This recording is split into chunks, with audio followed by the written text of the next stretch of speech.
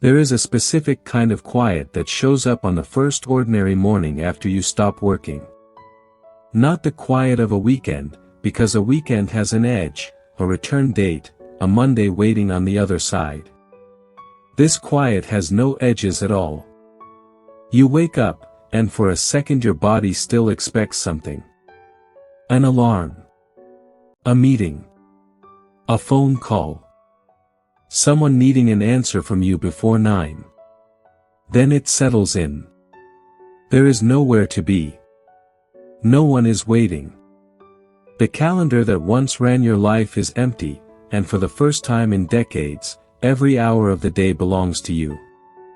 And somehow, it does not feel like freedom. It feels like standing in a room with no walls. Nobody warns you about this moment. People tell you to save money for later years. They tell you to protect your health so you can enjoy the time you have left. But almost no one sits you down and says, plainly, that one day the structure which quietly told you who you were will disappear, and you will be left to answer that question on your own, without a job title, without a child needing to be picked up, without a meeting that made you feel necessary. This is not a story about money, or about medical decline, though both matter. This is a quieter story. It is about identity. About what happens to a person's sense of self when the roles that built it start to fall away, one by one, like scaffolding being removed from a building that was never quite finished. For most of adult life, a person does not spend much time asking who they are. There is no need to. The question answers itself through action. You are the one who goes to work and solves the problems no one else can solve. You are the one your children run to when something breaks, physically or emotionally. You are the one your team calls when a decision needs to be made. You are useful, and being useful quietly becomes the same thing as being someone. Nobody sits down and consciously decides this. It happens the way a river shapes a valley, slowly, without asking permission, until one day the valley cannot imagine itself any other way. And then the roles begin to end. Not all at once, usually. First it might be the children growing up and needing you less, calling less, needing your opinion less, building their own lives in rooms you are not standing in. Then it is the career, the title, the desk, the sense that your presence in a building changes what happens in that building. Then it is the small daily routines that gave shape to time itself, the drive, the login, the lunch break, the 5 o'clock relief. One by one, these things that quietly answer the question of who you are begin to leave the room, and what is left standing when they are gone is the real question, the one that was always underneath. Who are you when nobody needs you to be anything? This is what people mean, without always having the words for it, when they describe retirement as strange in a way they did not expect. They expected rest. What they got was a kind of grief they cannot name, because nothing tragic has happened. No one has died. No illness has struck. And yet there is a mourning quality to it, a sense of loss that feels almost embarrassing to admit, because from the outside it looks like the best chapter of life has just begun. Freedom, finally. Time, finally. And underneath that freedom, for many people, is a quiet ache that sounds something like, I do not know what I am for anymore. It helps to understand why this happens, because understanding it removes some of the shame. For decades, worth and usefulness were fused together so tightly that it became impossible to tell where one ended and the other began. Waking up early felt virtuous because it was tied to responsibility. Being tired felt meaningful because it was in service of something. Even rest, on a weekend or a holiday, felt earned, a reward for output, a pause between productive stretches. So when the productive stretches stop entirely, rest does not feel like relief. It feels like emptiness, because there is nothing left to be a reward for. This is why so many people describe feeling guilty simply for sitting still. Guilty for sleeping late. Guilty for spending an afternoon doing nothing in particular. As if resting without having earned it through labor is somehow a small betrayal of who they used to be. This guilt deserves to be looked at honestly, because it is not really about laziness. It is about a lifetime of learning that a person's value is something they produce, rather than something they simply are. And when that belief goes unquestioned for 60 or 70 years, it does not disappear just because the working years end. It stays in the body. It shows up as restlessness on a quiet afternoon. It shows up as the strange discomfort of having nothing urgent to do, and not knowing what to do with that discomfort except reach for busyness again, any busyness, just to make the feeling of uselessness go away. There is also the matter of disappearing structure, which is different from disappearing purpose but closely related.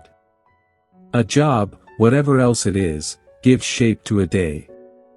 It tells you when to wake, when to eat, when to speak to other people, when to be alone. It gives the week a rhythm, weekdays different from weekends, mornings different from evenings.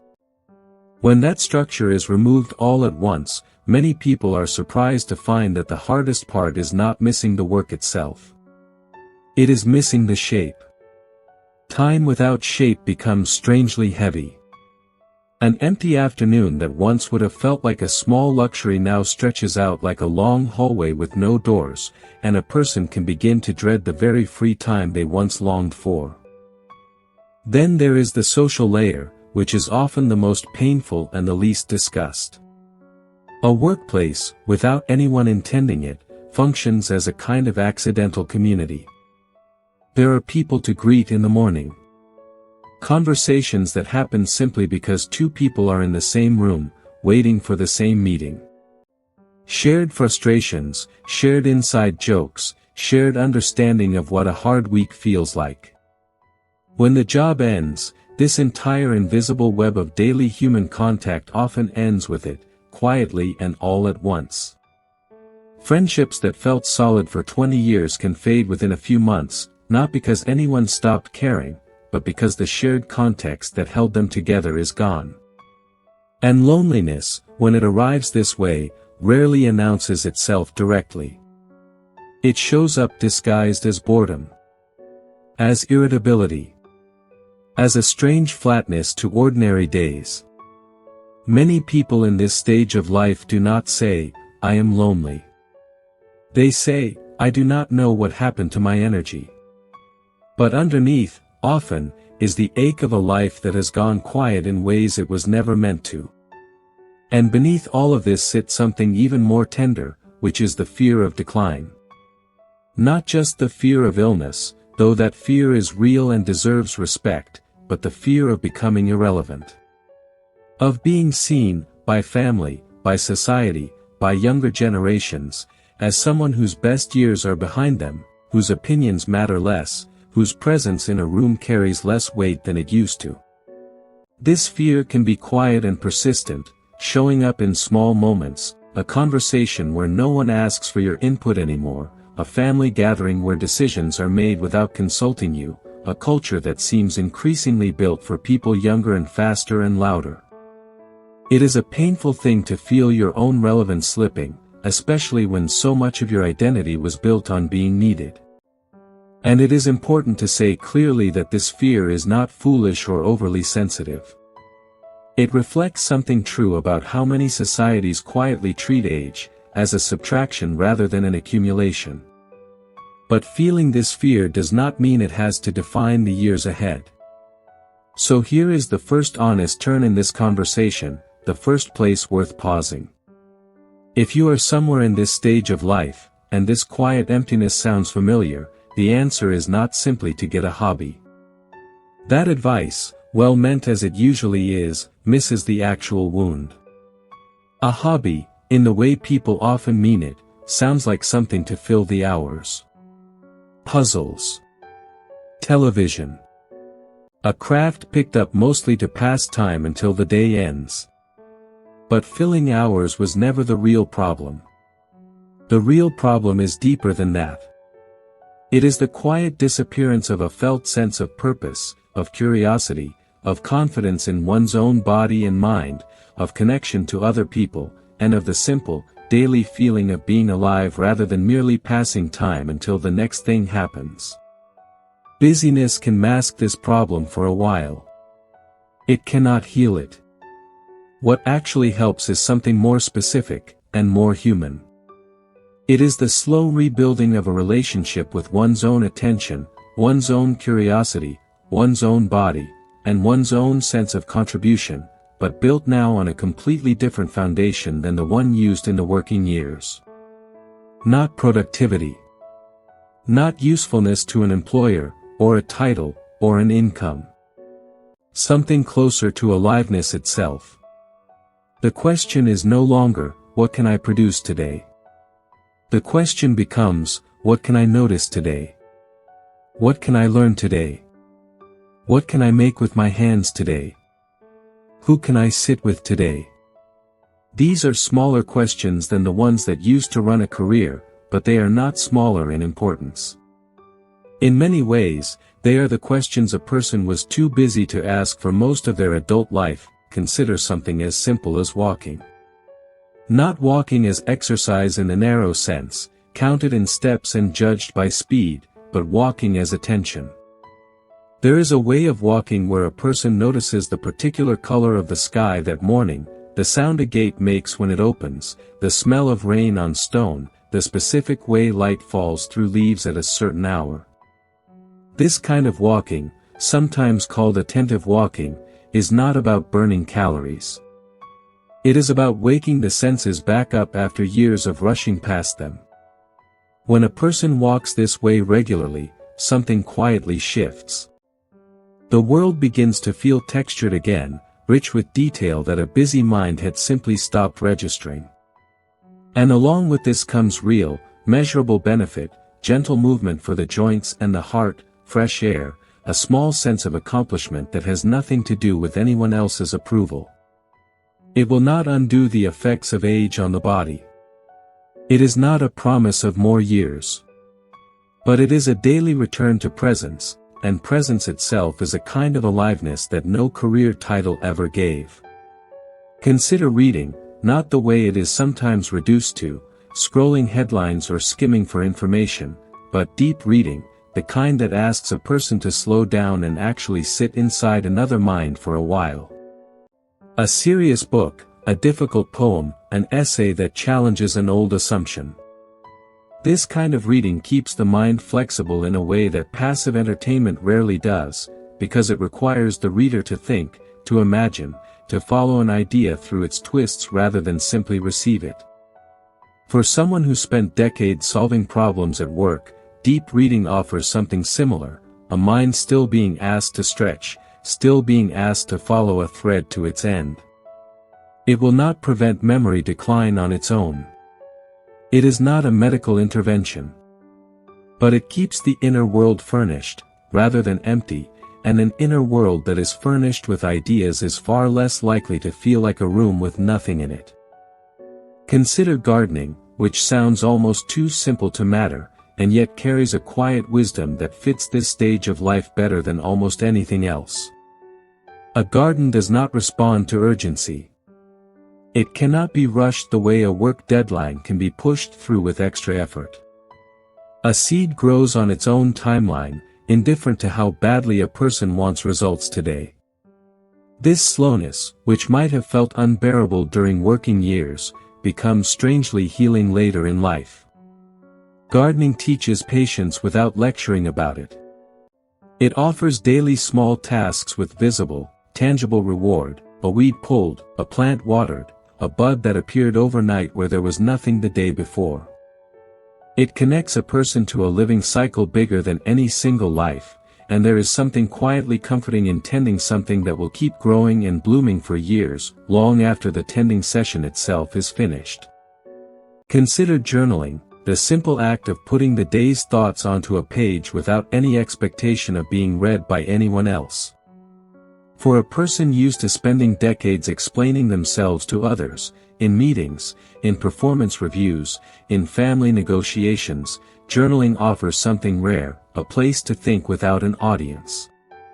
It becomes a way of processing the very grief and confusion described earlier, the sense of lost identity, the guilt about resting, the fear of irrelevance.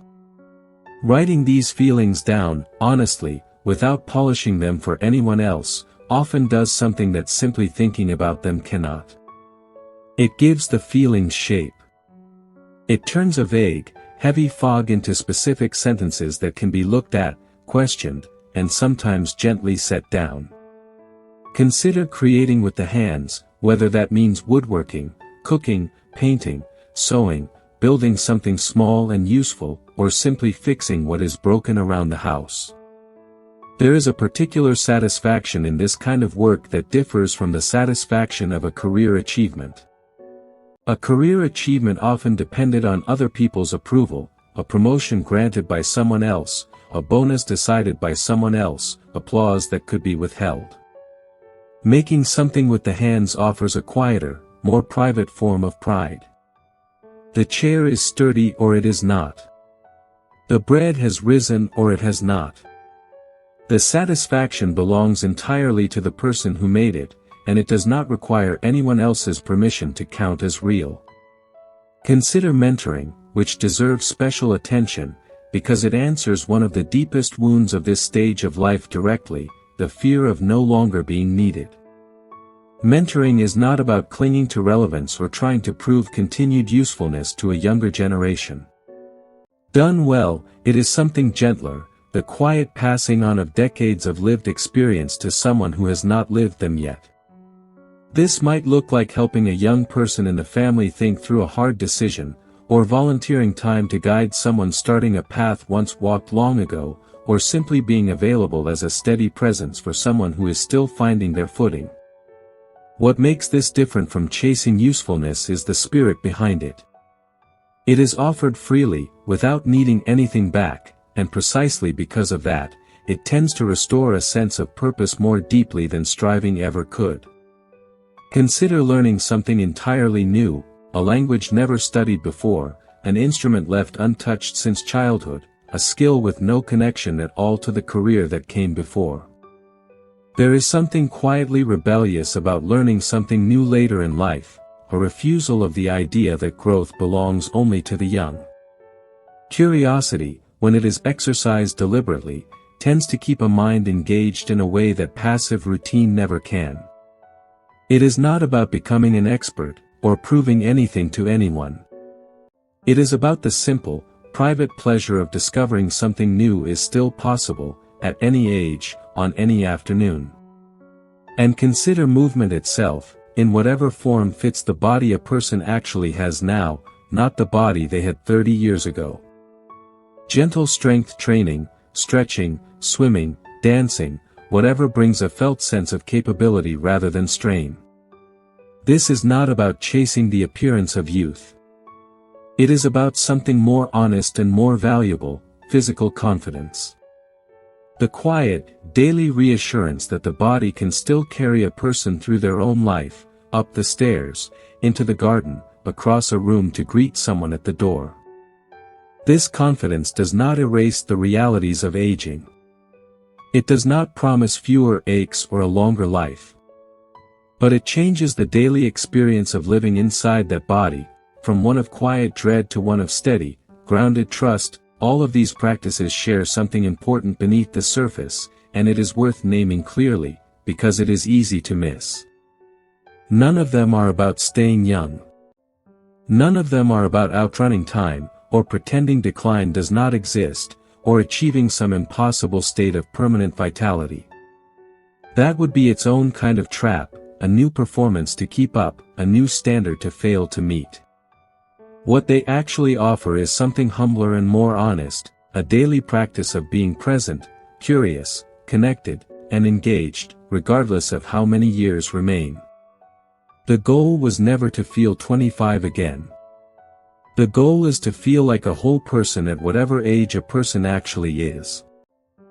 And here honesty requires a pause, because it would be dishonest, and even a little cruel, to suggest that walking, reading, gardening, journaling, mentoring, or any other practice can guarantee anything at all. These practices cannot prevent illness. They cannot promise a longer life, or a sharper memory, or a body free from the ordinary difficulties that come with age. They are not a substitute for medical care, for regular checkups, for honest conversations with doctors about the body's real needs. They are not a substitute for community either, for real, present, face-to-face relationships with other people who know a person's history and care about their well-being. No solitary practice, however meaningful, can replace human connection, and pretending otherwise would do a disservice to anyone listening. What these practices offer is something more modest and, in its own way, more valuable. They offer a daily texture to life. A reason to get up that has nothing to do with obligation and everything to do with genuine engagement. A way of being present in the time that remains, rather than anxiously trying to outrun it or numbly waiting it out. There is a particular kind of freedom available at this stage of life that simply was not available before, and it deserves to be named honestly, because it often gets buried under all the grief described earlier. For most of adult life, curiosity, creativity, and attention were rationed. There was never quite enough time for them, because time was owed elsewhere, to a job, to children, to obligations that could not be postponed. Now, for perhaps the first time since childhood, a person's attention belongs entirely to them again. This is disorienting at first, because unstructured freedom after decades of obligation can feel less like liberation and more like standing at the edge of open water with no shore in sight. But with time, and with small deliberate practices like the ones described, that same openness can become something different. Not a void to be anxiously filled, but a space to be slowly, honestly inhabited. This is really the heart of the matter, so it is worth sitting with it directly. The deep ache many people feel after the working year's end is not actually about missing work itself, though it often gets described that way. It is about missing the feeling of mattering. And the quiet, important truth underneath everything discussed so far is that mattering was never something a job or a role handed over from the outside. It was always something built from the inside, expressed through action, yes, but never dependent on any single form of action.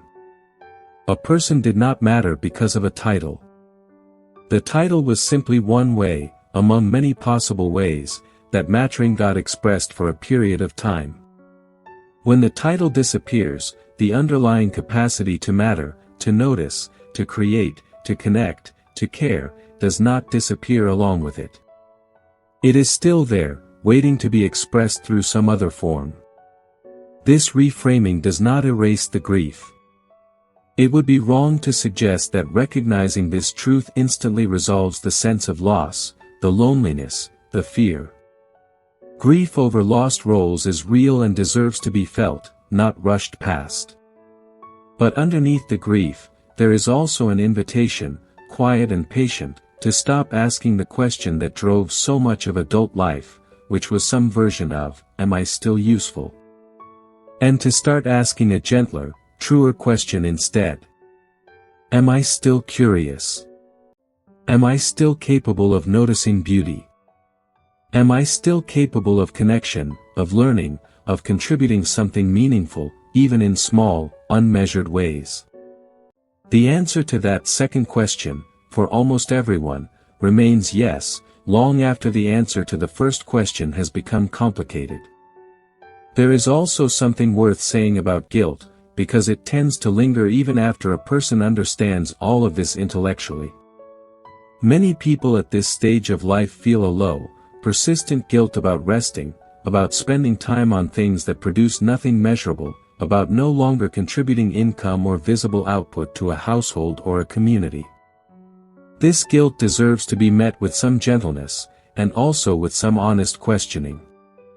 A lifetime of labor has already been given.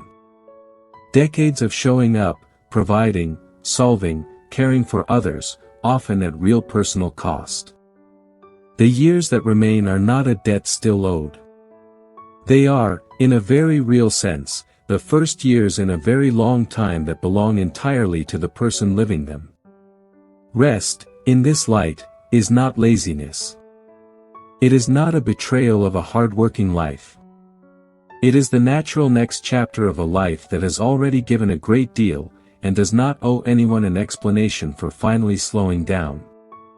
It also helps to gently loosen the grip of comparison, particularly comparison to a younger self. So much quiet suffering in this stage of life comes from measuring the present against a past that can never return, the energy once had, the speed once moved at, the sharpness once relied on without a second thought. This comparison is understandable, but it is also a trap, because it turns every present moment into a disappointment measured against a memory. A different, kinder way of measuring is available. Not, how does today compare to who I used to be? But simply, is today meaningful, on its own terms, for the person I am right now? This shift sounds small, but it changes almost everything about how a day actually feels while it is being lived. None of this is about pretending decline does not happen, or forcing a falsely cheerful outlook onto real and difficult changes. The body will change. Energy will shift. Some things that were once effortless will require more care and more patience. These are simply facts of a long life, not failures of character, and they deserve to be met with honesty rather than denial. But facts about the body are not the same as facts about a person's worth, or their capacity for a meaningful life. A slower body can still walk attentively through a quiet morning.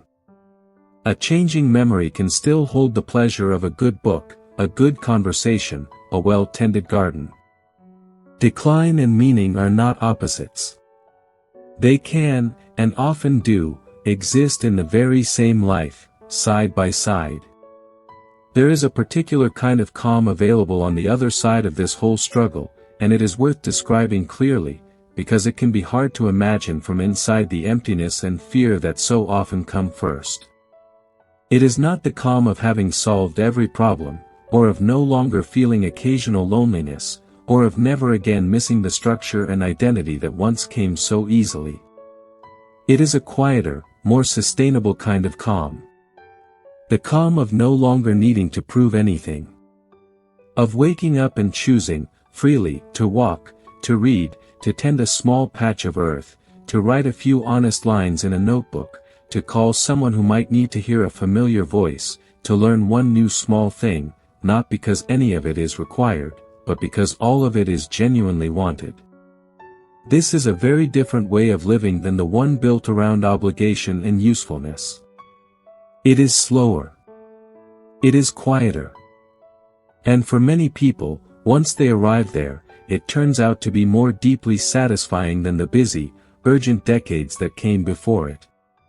So if this stage of life currently feels like an empty room, that feeling makes complete sense, and it does not need to be rushed away or explained apart. It is the natural response to losing structures that shaped identity for a very long time. But the emptiness is not the whole truth of what remains. Underneath it is still a mind capable of curiosity. A body capable of movement and presence, in whatever form that now takes. A heart capable of connection, and of care, and of being cared for in return. Time that, for the first time in a long while, does not have to be justified to anyone. None of this needs to be dramatic, or impressive, or visible to others to count as a full life. A slow walk noticing the morning light. A page written honestly at the end of the day. A seed planted with no urgency about when it will bloom. A conversation with someone younger, offered freely, without needing anything back. These small things, repeated quietly over the years that remain, are not a lesser version of a meaningful life. They may, in fact, be closer to what a meaningful life actually looks like than anything that came before. The goal was never to stay young forever, or to fill every hour so completely that emptiness never has a chance to appear. The goal, simpler and steadier than that, is to build days that feel genuinely alive, connected to other people, engaged with the world, honest about what has changed and what has not. That is available now, exactly as things are, without needing permission, and without needing to prove anything to anyone at all. If this found you somewhere in your own version of this quiet, and something in it felt familiar, consider staying a little longer here. Subscribe if you would like more conversations like this one, and share, in the comments, what this stage of life has actually felt like for you. Someone reading it might need to know they are not the only one standing in that quiet room.